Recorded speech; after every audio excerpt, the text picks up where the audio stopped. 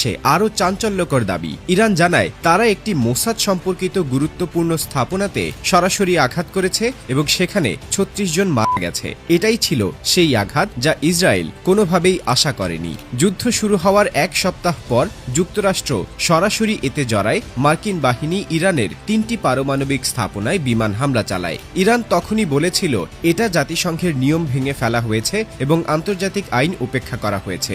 এমন পরিস্থিতিতে মনে হচ্ছিল যুদ্ধ আরো বড় আকার নেবে, কিন্তু ইরান এখানেই থামে না। ইরান জানায় তারা কাতারে অবস্থিত মার্কিন ঘাঁটি আল উদেইদে ১৪টি ক্ষেপণাস্ত্র নিক্ষেপ করেছে। তাদের দাবি এর মধ্যে ৬টি সরাসরি লক্ষ্যবস্তুতে আঘাত হেনেছে।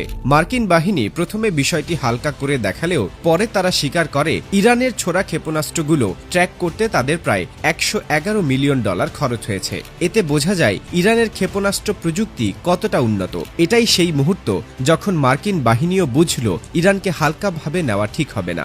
ইরান জানায় যুদ্ধের সময় তারা প্রায় ৪০০ থেকে ৫০০ সাইবার হামলা প্রতিহত করেছে। ব্যাংকিং সিস্টেম, টেলিভিশন নেটওয়ার্ক, সরকারি ওয়েবসাইট, অসংখ্য জায়গায় সাইবার আঘাতের চেষ্টা হয়েছিল। কিন্তু ইরান শুধু প্রতিরোধেই থেমে থাকেনি, তারা নিজেরাও সাইবার অপারেশন চালিয়েছে ইসরায়েল নিয়ন্ত্রিত কয়েকটি গুরুত্বপূর্ণ স্থাপনায়। এর মধ্যে ছিল বীর আল সাবাহ নামের একটি শহর, যাকে ইসরায়েলের সাইবার রাজধানী বলা হয়। ইরান দাবি করে এই হামলার ফলে ইসরায়েলের কিছু কৌশলগত সিস্টেম সাময়িকভাবে নষ্ট হয়ে যায়। ইরানের মুখপাত্র আলী মোহাম্মদ নাইনি বলেন, ইসরায়েল ভেবেছিল আমাদের কমান্ডারদের হত্যা করলে আমাদের কাঠামো ভেঙে পড়বে, কিন্তু তারা ভুল ছিল, কারণ ইরানের প্রতিরক্ষা শক্তি এখন আগের যে কোনো সময়ের থেকে আরও শক্তিশালী। তিনি আরও বলেন, ইরান কোনো দেশের বিরুদ্ধে আগ্রাসন চায় না, কিন্তু যদি যুদ্ধ চাপিয়ে দেওয়া হয় আমরা থেমে থাকব না। ধীরে ধীরে স্পষ্ট হয়ে ওঠে এ যুদ্ধ আর বাড়ানো কারো পক্ষে সুবিধাজনক নয়। ইরান পাল্টা আঘাত করতে সক্ষম হয়েছে, ইসরায়েলও কৌশল বদলাতে বাধ্য হয়েছে, আর যুক্তরাষ্ট্র